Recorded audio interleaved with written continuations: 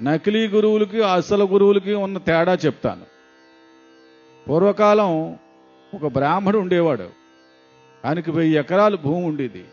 ఆయనకు ఒక మంచి గురువు గారు సాంగత్యంలో ఆయన వ్యవసాయం భూమి పండించుకుంటూ సుఖ సంతోషాలతో బతికేవాడు ఆయన. ఇలా ఉంటుండగా చాలా రోజులు గడిచాయి. ఒక కొత్త గురువు గారు ఒక ఆయన పరిచయం అయ్యారు. ఆయనకి పరిచయం, ఓ మంత్రం ఇస్తాను, చేయవయ్యా, చాలా డబ్బు వస్తుంది, 1000 ఎకరాలు నువ్వు పండించలేకపోతున్నావు కదా, 1000 ఎకరాలు కూడా పండించవచ్చు, ఇంకా ఎక్కువ లాభం ఆర్జించవచ్చు అని ఒక క్షుద్ర మంత్రం ఆయనకి ఇచ్చాడు.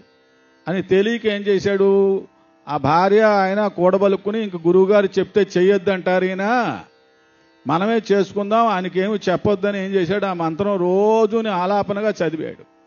చదువుతులోకి ఆ క్షుద్ర ప్రభావం వల్ల, మంత్ర ప్రభావం వల్ల ఒక పొట్టి రాక్షసుడు, పొట్టిగా ఉన్నాడు, 3 అడుగులు ఎత్తు 3.5 అడుగులు ఎత్తు ఉంటారు రాక్షసుడు.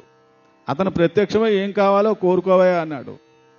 ఏముంది స్వామి, ఇలాగా భూమి అంతా మేము పండించలేకపోతున్నాం, 1000 ఎకరాలు భూమి ఉంది నాకు, అంచేత అంతా పండిలాగా నాకు శక్తి ఇవ్వండి అంటే అలాగే చేస్తాను, కానీ ఒక షరతు, నువ్వు పని చూపెట్టని పక్షంలో నిన్ను తినేస్తానన్నాడు ఆయన.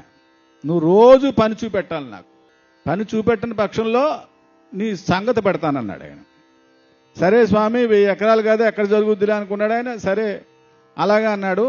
ఒక్క రోజులోనే 1000 ఎకరాలు దున్నేసివాడు ఆయన, ఆ రాక్షస మాయ వల్ల.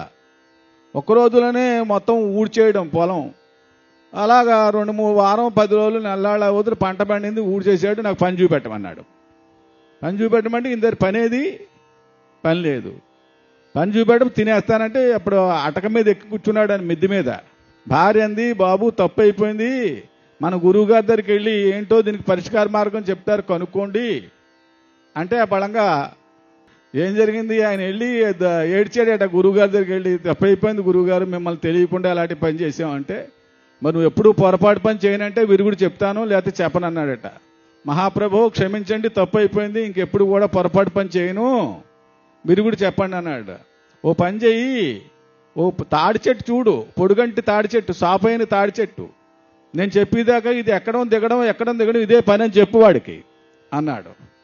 ఆడేం చేశాడు, పొట్టి కదా, పొట్టులో తాడి చెట్టు ఎక్కడం దిగడంలో కాళ్ళు పట్టేసి పట్టేసి కనపడకుండా మాయమైపోయాడు. ఇంకా అడగలేదు. అలాగా నకిలీ గురువులు ఉంటారు, తప్పుదో పట్టించేవాళ్ళు. మీ జాగ్రత్తలో మీరు ఉండండి అంటే, మంచి గురువులు పత్రిజీ గారు లాంటి వాళ్ళు ఉంటారు, కొంతమంది తప్పుడు గురువులు ఉంటారు. అది ఆలోచించుకుని మసలండి అని ఇక్కడ అర్థమైందా?